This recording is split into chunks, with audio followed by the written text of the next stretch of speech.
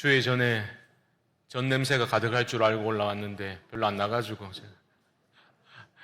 남은 명절 기간 은혜롭게 보내시면 좋겠습니다. 본문을 바탕으로 잘 들어야 희망이 있습니다 라는 제목으로 말씀 증거하겠습니다. 사무엘상 말씀의 전반부는 새 시대의 희망이 어떻게 시작되는지를 우리에게 잘 보여주고 있습니다.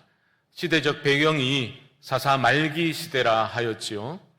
이스라엘의 영원한 왕이신 하나님의 왕적인 통치를 거부하고 스스로 왕이 되어 자기 소견에 오를 대로 살아가고 있었던 그야말로 영적인 암흑기였습니다. 그런데 하나님은 한 가련한 여인의 눈물의 기도를 통해서 희망의 새 시대를 열어가고 계신다 우리는 확인하였죠. 오늘 본문도 그런 칠흑 같은 암흑 속에서 희망이 움트고 자라나는 것을 우리에게 보여주고 있습니다. 먼저 그때가 얼마나 타락한 시대였던지를 1절 말씀은 이렇게 말하지요. 1절입니다. 아이 사무엘이 엘리 앞에서 여호와를 섬길 때에는 여호와의 말씀이 희귀하여 이상이 흔히 보이지 않았더라. 말씀이 희귀하고 이상이 흔히 보이지 않았다라는 말은 곧 하나님의 침묵을 의미합니다. 말씀으로 천지 만물을 창조하시고 말씀으로 복과 은혜, 보호하심을 약속해 주시는 그 하나님께서 침묵하셨다라는 것은 그만큼 이스라엘이 영적으로 타락해 있었다라는 것을 보여주고 있는 것입니다.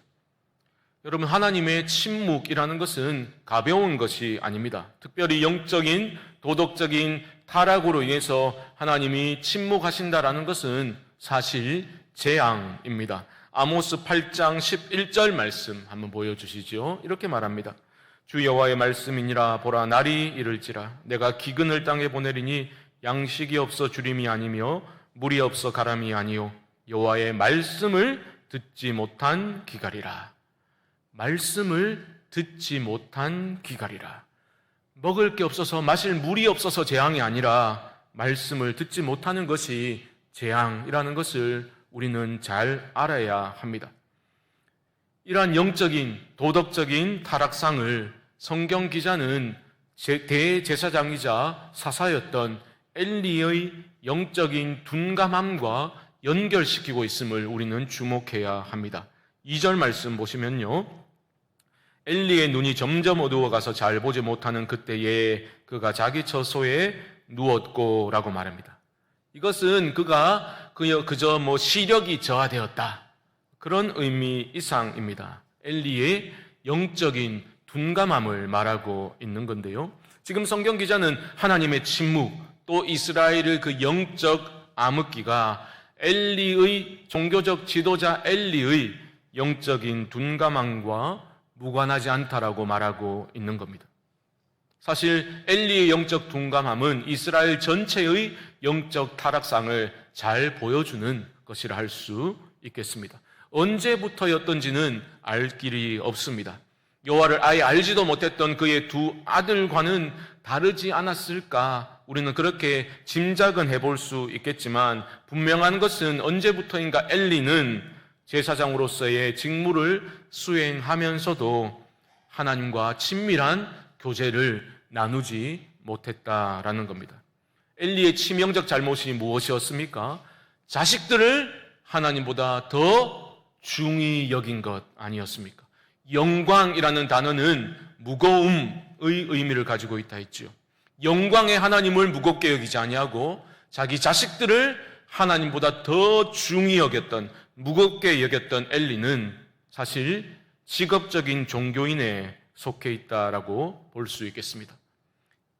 위치로 보면 가장 가까이서 하나님을 섬길 수 있는 그런 위치에 있었지만 하나님과의 진실된 교제와 사귐은 끊어지게 되고 그저 형식적인 종교 행위만이 남아버리게 되어 영적으로 피폐해져 버렸던 겁니다. 그렇지 않겠습니까?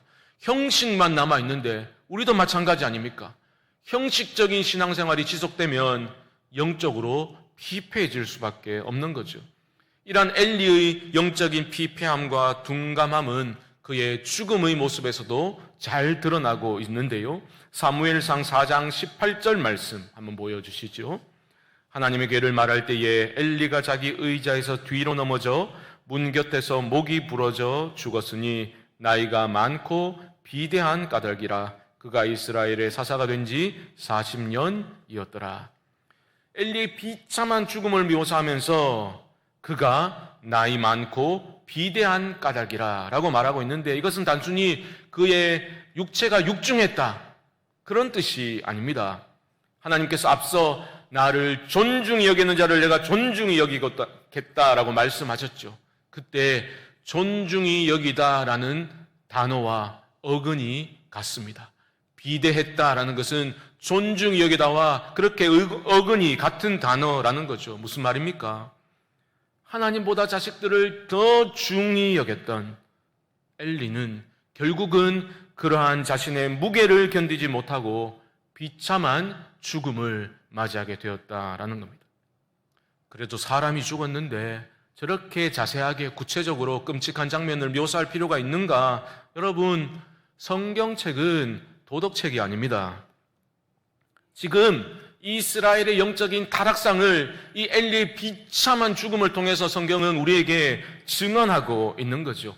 제사장의 영적 상태가 이 정도였으니, 하나님이 침묵하실 수밖에 없는 그러한 상황이었으니 얼마나 그 시대가 절망적이었던가 보라 우리에게 말하고 있는 거죠. 하지만 완전한 절망은 아닙니다. 어떻게 할 수 있습니까? 3절 말씀 보십시오. 하나님의 등불은 아직 꺼지지 아니하였으며 사무엘은 하나님의 궤 있는 여호와의 전에 누웠더니 라고 말합니다. 희망이 왜 있습니까? 아직 하나님의 등불이 꺼지지 않았기 때문이죠. 이 등불은 성소에 있는 등불인데 성경 기자는 굳이 하나님의 등불이라고 말하고 있습니다. 암흑 속에서, 절망적인 상황 속에서도 희망은 살아있다 우리에게 말해주는 겁니다. 그 희망의 불씨는 영적으로 피폐하고 둔감해져서 듣지도 보지도 못하는 사람들과는 달리 하나님 앞에서 살아가고 있던 단 한 사람으로 인해서도 살아날 수 있다는 것을 우리에게 보여주는 거죠. 그 한 사람이 누굽니까? 바로 사무엘입니다. 하나님의 등불은 아직 꺼지지 않았고 바로 그 옆에 사무엘이 있습니다. 사무엘을 통해서 희망의 불씨가 살아나게 될 것이다. 우리에게 기대감을 갖게 만들어주는 장면입니다. 사랑하는 성도 여러분, 시대가 아무리 어둡고 내가 살아가고 있는 삶의 상황이 아무리 암울해 보인다 하더라도 여러분 결코 절망치 마시기 바랍니다. 새 시대의 희망을 알려주었던 한나의 기도를 여러분 생각해 보십시오. 비참한 상황이었지 않습니까? 하지만 그 상황의 괴로움에 삼키움을 받지 아니하고 그 괴로움 때문에 하나님께 나아가 마음을 토하며 기도했던 한나에게 하나님이 은혜를 베풀어 주셨습니다. 그저 아들을 선물로 주신 것이 끝이 아니었습니다. 한나의 기도의 지경이 넓혀졌지요.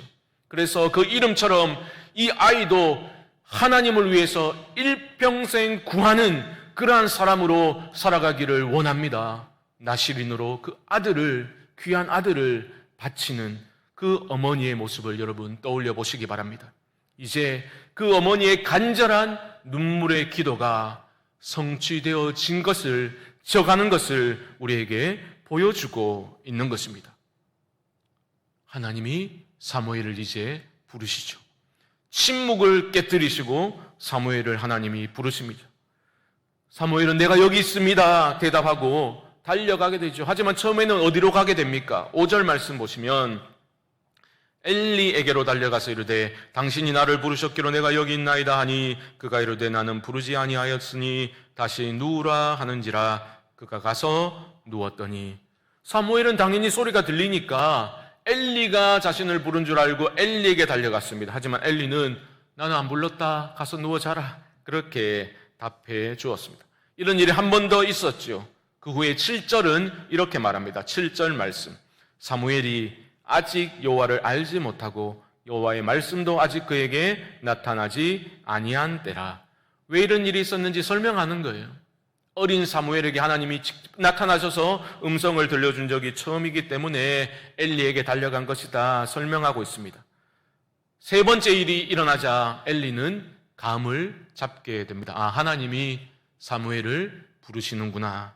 그래서 또 그런 부르심의 음성이 들리면 이렇게 하라는 겁니다. 여호와여 말씀하옵소서, 주의 종이 듣겠나이다. 이렇게 반응하라 말하고 있는 거죠.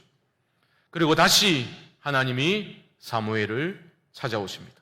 이전의 부름과는 다른 모습을 우리는 발견하게 되는데요. 10절은 이렇게 시작하지요. 여호와께서 임하여 서서 전과 같이 사무엘아 사무엘아 부르시는지라. 이번에는 임하여 서서라고 말합니다. 이것은 왕래를 표현하는 동사입니다. 하나님이 친히 오셨다는 거예요. 사무엘에게 친히 찾아오셔서 사무엘을 부르신 겁니다. 여러분, 하나님이 침묵을 깨뜨리시고 사무엘을 말씀으로 찾아오신 것입니다. 하나님의 왕적인 통치를 스스로 거부하고 그들 모두가 왕이 되어 살아가던 암울한 상황에서 침묵하셨던 하나님께서 그 침묵을 깨뜨리시고 사무엘을 부르셨을 뿐만 아니라 친히 말씀으로 사무엘을 찾아오신 겁니다. 사랑하는 성도 여러분, 이처럼 언제나 주도권을 가지시고 우리를 찾아오시고 우리에게 말씀하시는 하나님이 계시기 때문에 우리 삶에 소망이 있다는 것을 믿으실 수 있기를 바랍니다. 중요한 것은 하나님이 우리를 찾아오시고 우리에게 말씀하실 때 어떻게 반응할 것인가? 그게 참으로 중요하겠지요. 사무엘은 반응합니다. 10절 하반절 보시면 말씀하옵소서 주의 종이 듣겠나이다 하니, 여기서 재밌는 것은 성경 기자는 듣다라는 동사를 분사형으로 표현하고 있습니다. 이게 무슨 말이냐면 사무엘은 이미 그 전부터 말씀을 듣고 있었다라고 표현하고 있는 겁니다. 말씀이 희귀하고 이상이 보이지 않던 암울한 시대였지만 이처럼 하나님의 말씀을 듣고 있는 사람이 있다라는 거죠. 바로 하나님이 찾으시는 한 사람, 모두들 자기 마음대로 조종할 수 있는 그런 하나님을 붙들고 자기 욕심과 욕망을 기준 삼아서 살아가는 게 당연하다고 모두가 말할 때에 아니요라고 말할 수 있는 그 한 사람이 희망의 불씨가 되는 겁니다. 돈이 중하고 자식이 중하고 내 건강이 중하고 내 커리어가, 내 인생 목표가 하나님보다 더 중하다고 그렇게 믿고 살아가는 사람들 속에서 여전히 하나님을 가장 존중히 여기는 한 사람, 언제든지 주여 말씀하옵소서 주의 종이 듣겠나이다 겸손히 엎드려 그 음성 청종하기를 앙망하는 사람을 통해서 하나님의 나라는 회복되고 확장되어져 간다는 것을 믿으실 수 있기를 바랍니다. 여러분, 하나님이 사무엘을 얼마나 기뻐하셨을까요? 절대다수의 사람들이 영적으로 둔감해져 있을 때 주의 음성에 민감하게 반응했던 사무엘을 하나님이 얼마나 귀하게 보셨겠습니까? 그리고 하나님은 사무엘에게 말씀을 주십니다. 그런데 참 어려운 게 사무엘이 처음으로 받은 메시지가 정말 좋은 복된 메시지가 아니었죠. 당장 달려가서 전해주고픈 그런 메시지가 아니었습니다. 하나님은 처음으로 메시지를 주시는데 바로 엘리 집안의 심판과 몰락에 관한 말씀을 주시죠. 이것은 이미 앞서 하나님의 사람이 엘리에게 선언했던 심판의 내용입니다. 그런데 하나님은 다시 한번 그 심판이 반드시 응할 것이다 라고 말씀하신 후에 사무엘에게 알려주십니다.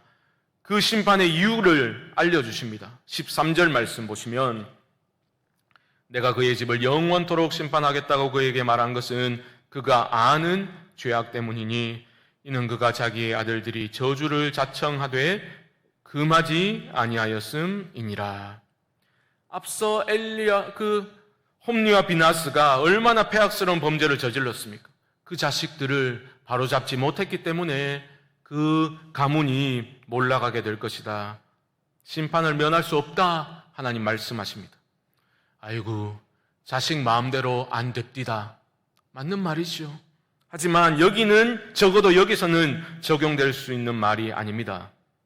지금 성경은 하나님보다 자식들을 더 중히 여긴 것이요, 그것은 곧 여호와를 존중하는 것이 아니라 경멸하는 짓이었다고, 이 모든 것이 그의 영적인 둔감함 때문이었다고 심판의 이유를 말하고 있는 겁니다. 사무엘은 그 메시지를 전하기가 너무너무 부담되고 어려웠겠죠. 하지만 엘리가 다그칩니다. 들은 말씀을 다 말해라. 남김없이 사무엘이 말을 하게 되지요. 18절 말씀 보십시오. 사무엘이 그것을 그에게 자세히 말하고 조금도 숨기지 아니하니 그가 이르되 이는 여호와이시니 선하신 대로 하실 것이니라 하니라. 사무엘은 가감없이 하나님의 말씀을 전하게 됩니다. 그리고 엘리는 선하신 하나님 뜻대로 될 것이다, 이렇게 반응을 하고 있습니다. 성경 기자는 이러한 엘리의 반응에 별 관심이 없습니다. 본문의 포커스는 사무엘에게 맞춰져 있기 때문입니다.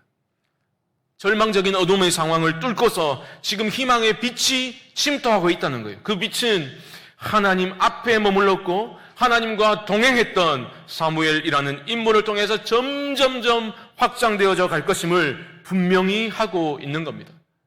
그래서 3장의 마지막 부분에서는 사무엘에게 하나님의 말씀이 계속해서 임하게 되고 또 그 임한 말씀은 반드시 성취되었다라는 것을 강조하고 있는 거예요. 19절 말씀을 보십시오. 사무엘이 자라매 여호와께서 그와 함께 계셔서 그의 말이 하나도 땅에 떨어지지 않게 하시니, 사무엘의 성장 과정에서 발견되는 특징이 무엇입니까? 여호와께서 그와 함께 계셨다. 하나님이 사무엘과 함께 하셨습니다. 그 입에 말씀을 주시고 하나도 땅에 떨어지지 아니하고 성취되게 하나님께서 행하셨습니다. 이것은 사무엘의 능력은 아니지요. 하지만 하나님과 동행하며 그 하나님의 말씀을 중히 여기고 그 음성 청종하는 것을 기쁨으로 삼은 사람, 한마디로 하나님의 말씀을 잘 듣는 사람을 사용하셔서 하나님은 회복을 주시고 희망의 새 시대를 열어 가시는 겁니다. 이제 온 이스라엘이 사무엘을 선지자로 인정하게 됩니다. 20절에 나오는 것처럼 단에서부터 부엘세바까지, 우리로 하면 백두에서 할라까지, 즉 모든 이스라엘 사람들이 온 이스라엘 지역에서 선지자 사무엘의 명성이 퍼져나가게 되었음을 알려줍니다. 그리고 마지막 21절은 다시 한번 말씀으로 사무엘을 찾아오시는 그 하나님을 묘사하면서 마무리가 되고 있죠. 21절 보십시오. 여호와께서 실로에서 다시 나타나시되 여호와께서 실로에서 여호와의 말씀으로 사무엘에게 자기를 나타내시니라. 우리는 오늘 말씀을 통해서 다시 한번 대조적인 두 인생에 대해서 생각을 해보게 됩니다. 엘리를 생각해 보십시오. 대제사장이자 사사로서 하나님 세우신 리더였는데 물리적인 위치로는, 아니면 제도적인 위치로는 하나님을 가까이 할 수 있는 자리에 있으면서도 하나님을 가까이 하지 못했죠. 말씀을 듣지 못했습니다. 말씀 안에서 하나님과 교제를 나누지 못했기 때문에 영적으로 점점점 피폐해져 가고 둔감해질 수밖에 없었습니다. 껍데기만 남아버린 형식적인 종교인으로, 직업적인 제사장으로 살아갔던 것입니다. 물질적으로는 부유했을 수 있겠죠. 하지만 영적으로는 피폐한 상태였습니다. 하지만 사무엘은 어떻습니까? 하나님은 사무엘을 찾아오셨고 말씀을 주십니다. 그런 말씀의 사람을 통해서 하나님은 새 시대를 열어 가시는 겁니다. 어두운 시대에 전해야 할 메시지를 하나님이 주시는 겁니다. 그리고 사무엘은 그 말씀을 잘 들었습니다. 사랑하는 성도 여러분, 잘 듣는 것에서 희망이 시작된다는 것을 놓치지 마시기 바랍니다. 쉐마 이스라엘, 들으라 이스라엘아. 하나님은 이스라엘을 향해서, 그리고 우리를 향해서 잘 들으라 말씀하고 계십니다. 쉐마 신앙, 잘 듣는 신앙이 올바른 신앙이고 나 자신과 가정과 교회를 회복시키는 신앙이라는 것을 여러분 놓치지 마시기 바랍니다. 하나님은 지금도 여러분들에게 말씀하고 계십니다. 말씀으로 하나님이 어떤 분이신지를 여러분들에게 알려주시죠. 그 말씀으로 우리를 부르사 말씀 안에서 여러분과 하나님은 친밀한 교제를 나누기를 원하고 계십니다. 여러분, 신앙의 기쁨은 추상적인 기쁨이 결코 아닙니다. 너희가 내 안에 거하고 내 말이 너희 안에 거하면 무엇이든지 원하는 대로 구하라, 그리하면 이루리라. 주님이 내 안에 계신 것 같아 느낌이 아닙니다. 주님은 말씀으로 실체로 내 안에 거하십니다. 우리를 깨우시죠. 감동을 주십니다. 하나님 나라의 가치에 눈을 뜨게 하십니다. 그리하여 하나님의 나라와 의를 먼저 구하는 삶을 살도록 말씀으로 우리를 이끌어 가시는 겁니다. 사랑하는 성도 여러분, 말씀으로 여러분들에게 다가오시는 하나님을 발견하실 수 있기를 바랍니다. 어떤 신비적인 경험이나 모호한 환상이 아니라 하나님의 감동으로 기록된 성경 말씀을 통해서 하나님은 여러분들에게 말씀하십니다. 선포되는 말씀을 통해서 우리 공동체에 하나님은 말씀하십니다. 복과 생명의 길로, 십자가의 길로, 좁은 길로, 사명의 길로 하나님은 말씀으로 우리를 인도해 가고 계십니다. 그 길이 아무리 협착해 보이고 어렵게 느껴진다 할지라도 믿음으로 말씀을 잘 듣고 순종하며 그 길을 걷게 될 때에 여러분들의 삶에 놀라운 복과 은혜와 생명과 평안이 임하게 될 줄로 믿습니다. 그러므로 사랑하는 성도 여러분, 하나님의 말씀에 귀를 기울이실 수 있기를 바랍니다. 매일매일 기록된 말씀을 펴서 읽고 묵상하실 수 있기를 바랍니다. 세상의 소리가 크게 들려서는 결코 능력 있는 삶을 살아갈 수가 없습니다. 하나님의 말씀을 가까이 하셔야 합니다. 주님의 음성이 크게 들리는 그러한 영적인 예민한 그 민감함이 회복될 때에 내 영혼이 살고 우리 가정이 살고 우리 교회가 살아나게 된다는 이 단순한 진리를 여러분 믿음으로 붙드시고 잘 듣고 순종하실 수 있기를 주님의 이름으로 축복합니다. 쉐마신앙, 잘 듣는 신앙은 그저 육신의 귀로 잘 듣는 것을 의미하지 않습니다. 마음으로 들으셔야죠. 그 말씀이 여러분들의 심령에 새겨져야 되죠. 우리의 마음이 그 말씀 앞에 설복당해 겸손히 엎드려져야 할 것입니다. 그때 우리는 말씀을 선포하고 믿음으로 선포하고 순종하는 삶을 살아갈 수 있게 될 것입니다. 저는 우리 모두가 하나님의 진리의 말씀에 우리의 심장이 좀 더 빠르게 뛰고 그 말씀으로 인해서 우리의 가슴이 뜨거워질 수 있기를 소망합니다. 우리 성광의 공동체가 그 말씀을 믿음으로 선포하며 나아갈 때에 하나님의 말씀이 우리 삶 가운데, 우리 공동체 가운데 현실이 되는 것을 다 함께 경험할 수 있게 되기를 주님의 이름으로 축복합니다. 마치 에스겔이 환상 중에 보았던 것처럼 말씀을 선포할 때 마른 뼈들이 살아났던 것처럼 우리가 믿음으로 말씀을 선포하게 될 때 하나님의 놀라운 역사가 우리 안에서 일어나게 될 줄로 믿습니다. 몇 주 전에 우리 함께 오후 예배 때 하나님을 높여 찬양했던 주빌런트 찬양 예배를 드렸지 않습니까? 그때 저녁을 먹으면서 가족들과 얘기하는데 제 딸아이가 그런 얘기 하더라고. 마지막에 다 함께 주기도문을 선포하고 교회여 일어나라 그 찬양을 드리는데 얼마나 감동을 먹었다는 거예요. 저도 그랬었거든요. 아빠도 그랬다는, 엄마도 그랬다는, 아들은 그랬다 얘기 안 하더라고요. 어쨌든 많은 분들이 그랬을 거라 저는 생각합니다. 함께 믿음으로 선포하고 교회여 일어나라 믿음으로 찬양할 때 하나님이 우리와 함께 하시는 하나님의 임재를 많은 분들이 경험하셨을 겁니다. 저는 그래서 이 시간에 2023년 우리가 새벽에도 나오시는 분들 아시겠지만 매일매일 믿음으로 선포하는 그 마태복음 28장의 말씀, 우리 주님이 우리에게 주신 그 지상 명령의 그 말씀을 우리가 믿음으로 선포하고 오늘 말씀을 마무리하고자 합니다. 마태복음 28장 18절로 20절 말씀 보여주시고요. 우리 다 함께 믿음으로 큰 소리로 한번 선포하겠습니다. 시작. 예수께서 나와 말씀하여 이르시되 하늘과 땅의 모든 권세를 내게 주셨으니 그러므로 너희는 가서 모든 민족을 제자로 삼아 아버지와 아들과 성령의 이름으로 세례를 베풀고 내가 너희에게 분부한 모든 것을 가르쳐 지키게 하라. 볼지어다 내가 세상 끝날까지 너희와 항상 함께 있으리라 하시니라. 아멘. 믿음으로 말씀을 선포하고 말씀을 잘 듣는 쉐마 공동체로 우리 교회가 세워져서 하나님의 놀라운 은혜를 경험하며 살아갈 수 있게 되기를 주님의 이름으로 간절히 축원드립니다.